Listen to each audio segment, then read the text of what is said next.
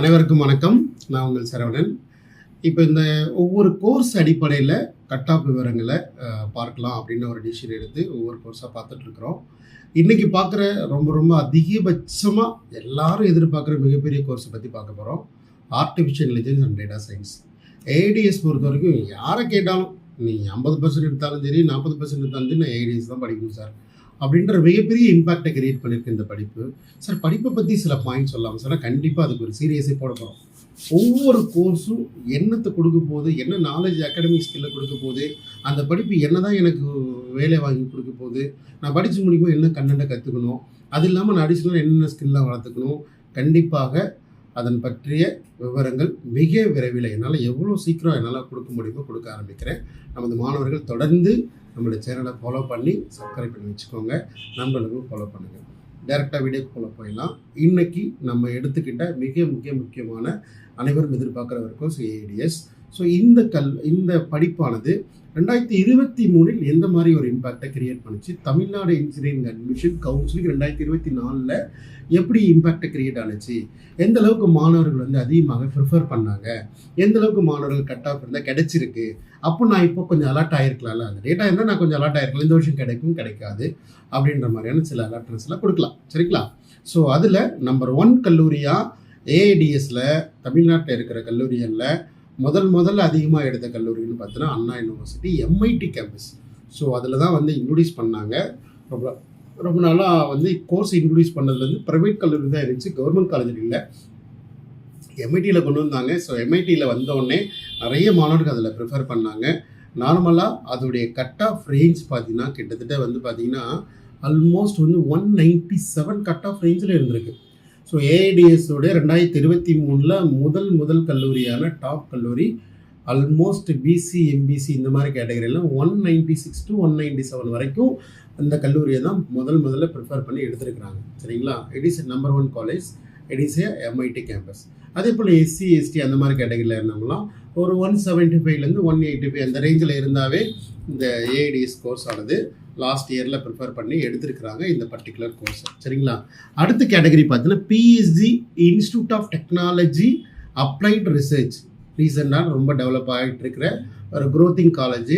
இந்த particular course பாருங்கள் 2வது பிளேஸை பிடிச்சிருக்கிறாங்க. 2வது பிளேஸில் highest number of preferred students இந்த காலேஜ் தான் ப்ரிஃபரன்ஸ் கொடுத்துருக்குறாங்க.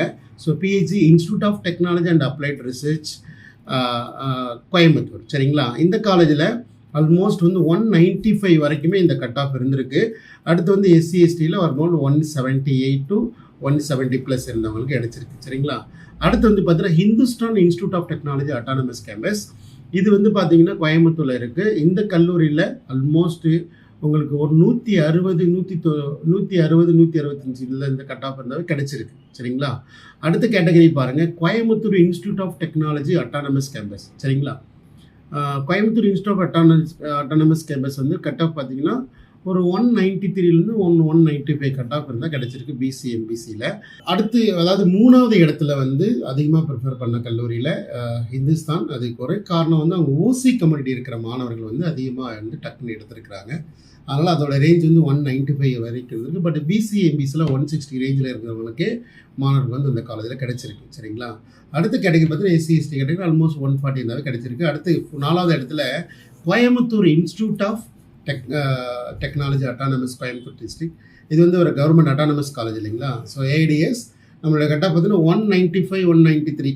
சரிங்களா? ஆல்மோஸ்ட் 190 ப்ளஸ் இருந்தால் தான் இந்த காலேஜில் சீட்டே வாங்க முடியும்.